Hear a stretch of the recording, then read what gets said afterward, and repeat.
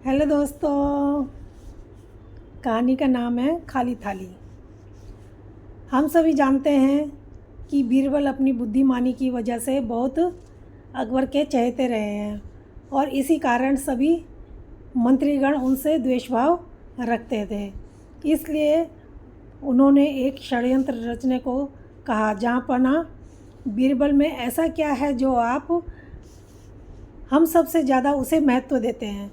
तो अकबर ने कहा कि वो अपनी चालाकी और तेज़ बुद्धि के कारण मुश्किल से मुश्किल काम को भी चुटकियों में हल कर लेते हैं, इसलिए आप सब में वो मान्य हैं।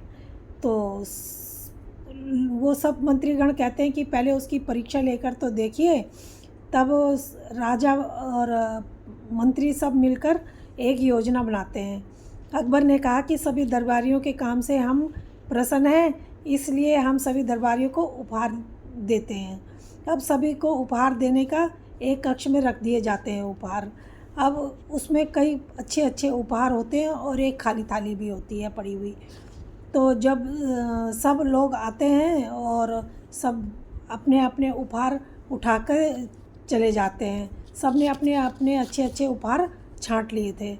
अब बाद में वो बीरबल आते हैं तो सिर्फ वहाँ पर एक खाली थाली रही होती है। अब वो खाली थाली उठाते हैं और हंसने लगते हैं। तो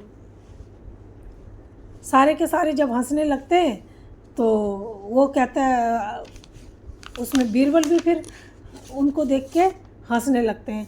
तो अकबर कहते हैं कि बीरबल, हम तो इसलिए हंस रहे हैं कि तुम्हारे हिस्से में खाली थाली आई है और औरों ने तो अच्छे अच्छे उपहार लिए हैं, तो हम इसलिए हंस रहे हैं, पर तुम क्यों हंस रहे हो? वो कहता है कि मैं भी आपकी वजह से मैं भी हंस रहा हूँ। बादशाह, हमको बहुत शर्मिंदगी महसूस होती है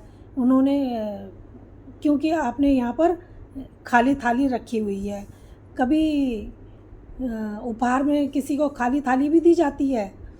तो बीरबल जो अकबर होते हैं वो कहते हैं कि हाँ भाई, बात तो ठीक कह रहे हैं। तो वो अपने खजांची को आवाज़ लगाते हैं और खजांची से कहते हैं कि इस थाली में हीरे मोती कीमती भर दो। अब उसकी थाली हीरे मोतियों से भर दी जाती है। अब वो अपनी बुद्धिमानी से एक बार फिर से कीमती उपहार लेकर वहाँ से चले जाते हैं और सभी मंत्रीगण मुंह लटकाए हुए उसको देखते रह जाते हैं खड़े खड़े। तो दोस्तों, एक बार फिर बीरबल अपनी बुद्धिमानी और चतुराई से सबसे ज़्यादा धन लेकर चले जाते हैं।